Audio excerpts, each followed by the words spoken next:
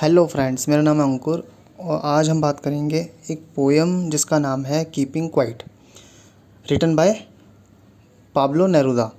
इन्होंने लिखी थी एक जो पोयम है।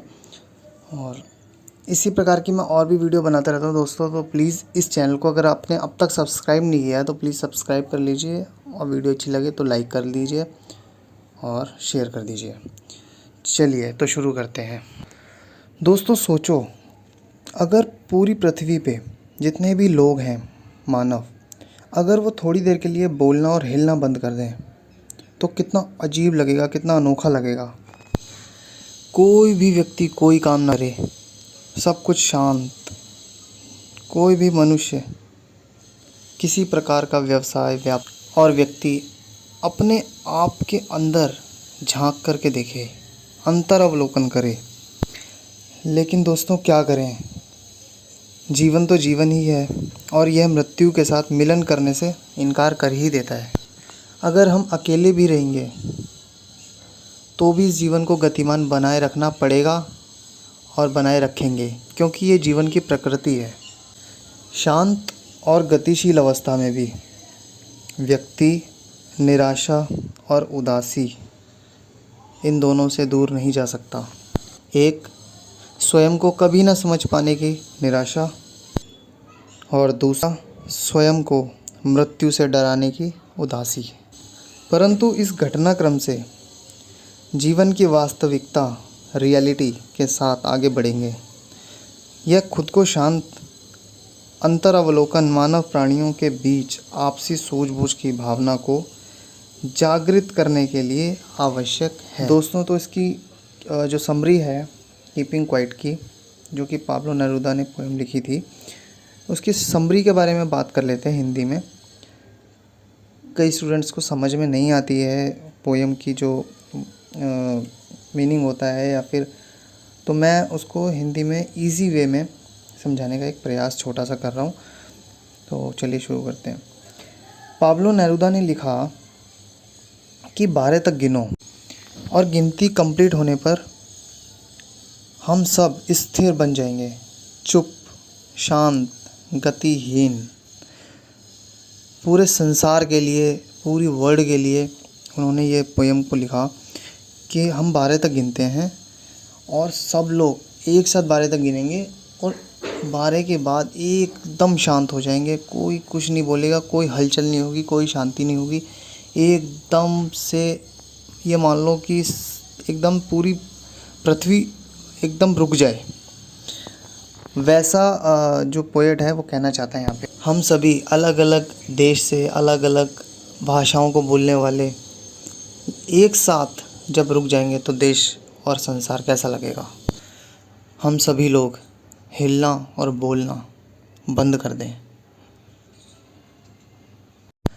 और दोस्तों पोएट यहाँ पे ये कहता है कि जब सब कुछ शांत हो जाएगा, उस वक्त शांत समुद्र में, जब समुद्र भी एकदम शांत होगा, उस वक्त जो शिकारी हैं, मछुआरे हैं, वो भी मछलियों को नहीं पकड़ेंगे, किसी प्रकार की व्हेल को या मछलियों को चोट नहीं पहुंचाएंगे।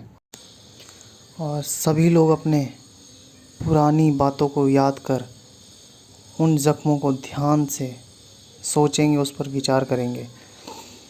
और अनेक विनाश करने वाले योद्धाओं की विजय की जो प्रयास हैं, वो उन प्रयासों को रोक करके अपने उन मित्रों जो कि स्थिर हो चुके हैं उनके साथ खड़े हो करके और एक साथ आकर के विचार करेंगे। सभी बुरे काम करने वाले और अच्छे काम करने वाले लोग एक साथ स्थिर हो जाएं, ऐसा कवि संदेश देना चाहता है। लेकिन पोएट उसके बाद भी यहाँ पर स्पष्ट कर रहा है, मैं आपको बता देता हूँ फ्रेंड्स, कि मानव मौत से इस तरह सहयोग नहीं करते हैं फिर भी। और हर व्यक्ति को जो गतिशील जीवन है, एक मोमेंटेबल लाइफ, वो पसंद है। सोचिए, अगर एक बार के लिए जीवन में बिल्कुल गतिशीलता नहीं हो तो चारों ओर बहुत बहुत ज़्यादा विशाल निशब्दता मतलब कि बिल्कुल साइलेंस होगा। शायद ये साइलेंस व्यक्ति को मृत्यु का अनुभव करा दे, स्वयं को न जानने की या खुद को न पहचानने की और मृत्यु के डर की उदासी को तोड़ सकती है। और हम सभी लोग जब निशब्द और साइलेंस अवस्था में स्थिर हो जाएंगे तो ये पृथ्वी भी हमें सिखा सकेगी कि ये निर्जीव नहीं है, ये प्रकृति निर्जीव नहीं है, ये सजीव है। और इससे हम ये सीख पाएंगे कि प्रकृति, पेड़ों में भी जान होती है।